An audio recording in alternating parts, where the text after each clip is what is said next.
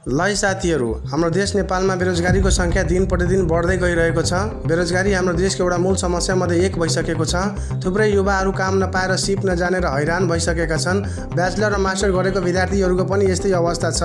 यसै कुराले मध्यनजर राख्दै प्रधानमन्त्री बालेन शाहले गरे गजबको निर्णय। यो निर्णयले पक्कै पनि आउने भविष्यमा बेरोजगारीको समस्या समाधान गर्नेछ र थुप्रै युवाहरू देशमा केही न केही गर्ने वातावरण पनि बन्ने सम्भावना देखिएको छ। बेरोजगारीको समस्या समाधान गर्नको लागि प्रधानमन्त्री बालेन शाहले उद्योग मन्त्रालय, शिक्षा मन्त्रालय र श्रम मन्त्रालयलाई एकीकरण गर्ने निर्णय गर्नुभएको छ र साथै हाम्रो देशमा रहेको 753 वटा रोजगारी केन्द्रहरूलाई अब रोजगारी सिप र उद्यमशीलतामा पनि परिवर्तन गर्ने निर्णय गर्नुभएको छ। प्रधानमन्त्री बालेन शाहले अब सबै युवाहरूलाई सिपमूलक तालिम सिकाउने र बिजनेसतर्फ अगाडि बढाउने भन्ने कुराको पनि निर्णय गर्नुभएको छ। यसै कुरालाई अगाडि बढाउँदै श्रम मन्त्री दीपक कुमार शाहले अब डिजिटल प्रणाली लिएर आउँदै हुनुहुन्छ, जहाँनिर बेरोजगारीहरूको डाटा सङ्कलन गर्ने र त्यसै अनुसार स्थानीय तहमा सिप सिकाउने भन्ने कुरा बताउनु भएको छ। यसभन्दा अगाडि हाम्रो देशमा रहेको 753 वटा रोजगारी केन्द्रहरूमा फाइल थुपार्ने मात्र गर्थे, तर बेरोजगारीहरूको समस्या कहिले समाधान गर्थेन।